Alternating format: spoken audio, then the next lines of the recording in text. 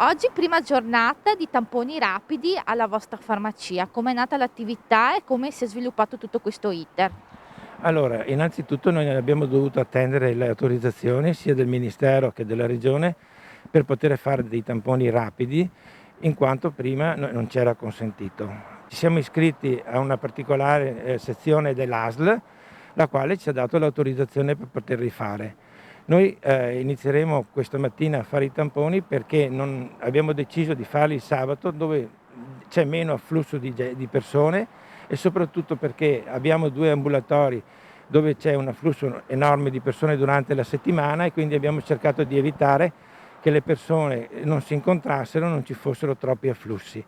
Abbiamo preso già le prenotazioni a partire dalla settimana entrante, da lunedì, e dobbiamo dire che abbiamo avuto un buon successo, perché abbiamo circa una cinquantina di persone che sono venute a fare i test. Noi questo tipo di iniziativa l'abbiamo fatta solo ed esclusivamente per dare un servizio alle persone. Ci tengo a dire che la farmacia non guadagnerà niente, perché l'utile che verrà fatto lo diamo alla Protezione Civile e alla Croce Rossa. Questo ci teniamo, perché non vogliamo che venissero strumentalizzati certi sistemi. Pensiamo di collaborare, perché in questo momento dobbiamo dare tutti una mano. Si tratta di tamponi rapidi e non tamponi molecolari, Esatto, giusto? sono tamponi rapidi perché questo ci è concesso. Sappiamo che comunque i tamponi rapidi sono soltanto indicativi. Se la persona che risulterà positiva dovrà comunque andarsi a fare un tampone molecolare per avere la conferma della positività. Per quanto riguarda la negatività, uno può stare un po' più tranquillo, perché vuol dire che comunque non ci sono infezioni in atto. Siamo soltanto obbligati di mettere nel sito dell'AS il referto, che verrà subito controllato, verrà preso per mano dai competenti, quindi ci saranno anche dei controlli successivi.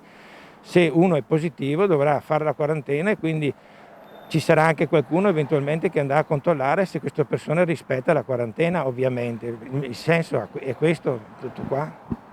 Noi abbiamo delle buone professioniste che sono abituate a prendere degli appuntamenti per altri servizi che facciamo noi, quindi al momento, appena arrivava la telefonata della richiesta della possibilità di fare il test, c'era una delle mie dottoresse che prendeva già appuntamento. L'orario è una tempistica di 5 minuti a seguire, quindi è molto stretta, e ci siamo messi d'accordo così, prendendo nome, numero di telefono per conferma, e siamo andati avanti in questo modo fino a che abbiamo fatto 49 persone. Siamo appoggiati, come ha detto la nostra federazione, l'Ordine dei Farmacisti, ad una società che sta già svolgendo questo tipo di attività qua.